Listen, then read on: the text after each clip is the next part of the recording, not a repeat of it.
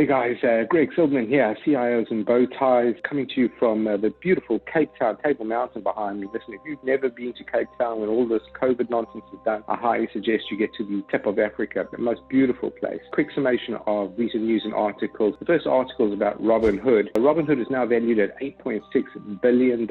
They increased their Series F from about $380 million to $600 million, and that Series F is being led by Sequoia, which put in $280 million. This is on the back of a spike in retail trading or day trading. About 3 million new accounts have been opened on Robinhood over the last couple of months. They certainly saw, virus-fueled volatility, people staying at home. There's no sports to essentially bet on. So there's just a lot of day trading going on, and Robinhood is a major beneficiary. They talk about companies like Hertz, which was for intents purposes bankrupt and was bet on, and then SPACs, special purpose acquisition companies, which are essentially blank check companies. Very interesting article about Robinhood. The second article is about how endowments have been doing better this crisis versus the last financial crisis. It cites Nakubo. Nakubo basically ranks endowment performance. The average endowment for Q1 of 2020 was down 13% versus down 22.5% for Q1 of 2009. Interestingly, out of 2009 came a legislation called the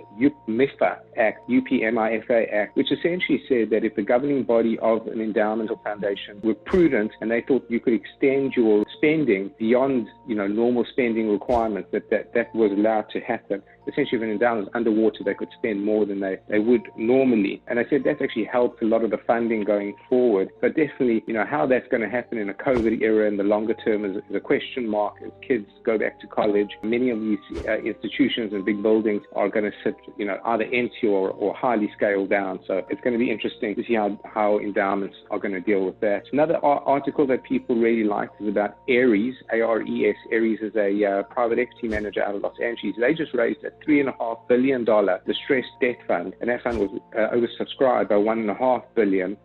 Steve Mayer, a USC business professor, says the whole entire distressed community has been waiting 8 years for this moment. And then down the road in LA, there's Oaktree, which is rumored to have raised $15 billion distressed debt fund. So it's interesting. A lot of money is rushed into distressed debt. Distressed debt typically does well in kind of DIP type loans, debtor in possession type loans, where it finances the bankruptcy, comes out with post-reorganization equity, and that's where you do really well. But I'm wondering if the stress cycle is going to be very different because of the level of money that's gone in. Either it's going to elongate the cycle, make it longer, or it's maybe going to be a lot shallower than expected. We'll have to wait and see on that one. Final article is about a company that almost no one's ever heard of called Geo Platforms out of India. This company is worth $71 billion. I'll tell you a little bit about it in a second, but people are considering this to be the Alibaba equivalent of India. Now, this company came out of an Indian conglomerate in November 2019. It came out of Reliance Industries. Reliance Industries is a big conglomerate. Their founder died a number of years ago. They were still going through a succession battle with the controlling family when this all came out. They spun out this company, Geo Platforms, for $15 billion,